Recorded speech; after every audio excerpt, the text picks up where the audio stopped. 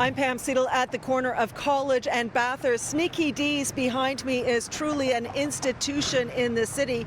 It has been synonymous with live music and affordably priced Tex-Mex food in this city for 30 years. But now, thanks to a new condo development proposal, its days could be numbered. And the plan is causing outrage from its legions of fans. I believe that this is a very vibrant and successful mixed income community that doesn't need to be changed.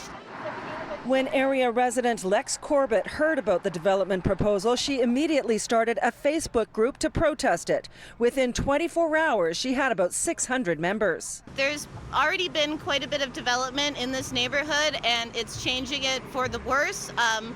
These kind of developments push up our rent. They push people out of the community who maybe can't afford to stay here. There's also an online petition to save the venue that's gaining traction. At last count, it was up to 2,600 signatures. I feel shorted, and that's because it's like all of the magical places are being taken out of Toronto. Can be direct.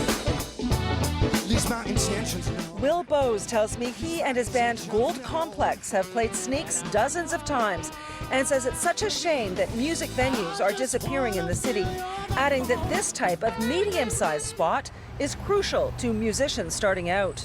I think it's really important that small live music venues like this, particularly in locations that have a lot of foot traffic, exist because it allows up-and-coming bands to find their footing, you know? Yeah. That, like Sneaky Dee's was the introduction to live performing for me and my band, and I'm sure so many other bands in the city. The proposal was submitted by the city late Friday and, if approved, would be 13 stories high and encompass most of the block. It would include retail or commercial businesses at ground level, along with residential units.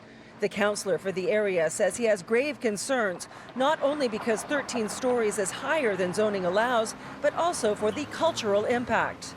I think that's something we're going to need to consider on this site is, can we afford to lose, both economically and culturally, a venue like Sneaky Dee's? And I argue that we can't on both fronts. The owner of another business, which would also be affected by the project, says the landlord, who plans to develop the site, has been transparent about his plans and has expressed hope that Nest and Sneaky Dee's will be part of the new plans.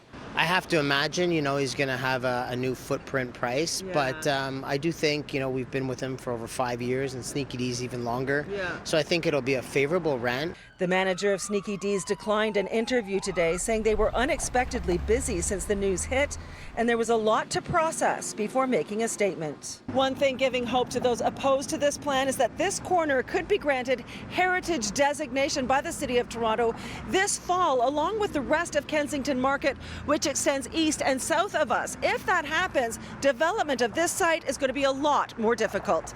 I'm Pam Seatle, City News.